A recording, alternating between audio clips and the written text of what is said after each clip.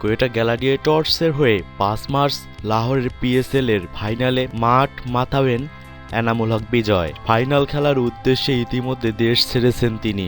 এক ম্যাচ খেলেই প্রায় অর্ধ কোটি টাকা পাবেন তিনি। মাঠে না নামলেও বাংলাদেশি মুদ্রায় প্রায় ৪০ লাখ টাকা পাবেন বিজয়। পাকিস্তান ক্রিকেট বোর্ড পিসিবি জানিয়েছে যে সকল বিদেশি ক্রিকেটার পিএসএল ফাইনাল খেলবেন তাদের দেওয়া হবে $৫০,০০০, বাংলাদেশি মুদ্রায় যা প্রায় ৪০ লাখ টাকার সমান। পিএসএল এর গ্রুপ পর্বের ম্যাচগুলো ও সেমিফাইনাল অনুষ্ঠিত হয়েছে সংযুক্ত আরব আমিরাতে, কিন্তু পিসিবি পাকিস্তানের মাটিতে ক্রিকেট ফেরাতে সিদ্ধান্ত নেয় লাহোরে ফাইনাল ম্যাচ আয়োজন করার। শ্রীলঙ্কান ক্রিকেটারদের উপর হামলার পর নিরাপত্তাজনিত কারণে দীর্ঘদিন কোনো দল পাকিস্তানে সফর করেনি। বাংলাদেশকেও আমন্ত্রণ জানিয়েছিল পিসিবি, তবে বাংলাদেশ সফরে যায়নি। কিন্তু আগে পাকিস্তান সফর করেছিল জিম্বাবুয়ে।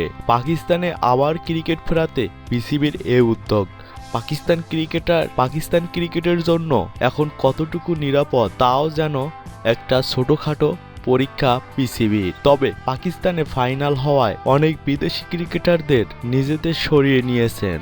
ফাইনাল আরও রঙিন করতে অন্যান্য বিদেশি ক্রিকেটারদের প্রস্তাব দিয়েছে পিসিবি। পেশোয়ার জালমির হয়ে সাকিব আল হাসান, তামিম ইকবাল এবং কোয়েটা গ্ল্যাডিয়েটর্সের হয়ে খেলেছিলেন মাহমুদুল্লাহ রিয়াদ। তবে শ্রীলঙ্কা সফরের কারণে সম্পূর্ণ টুর্নামেন্ট খেলতে পারেননি তারা।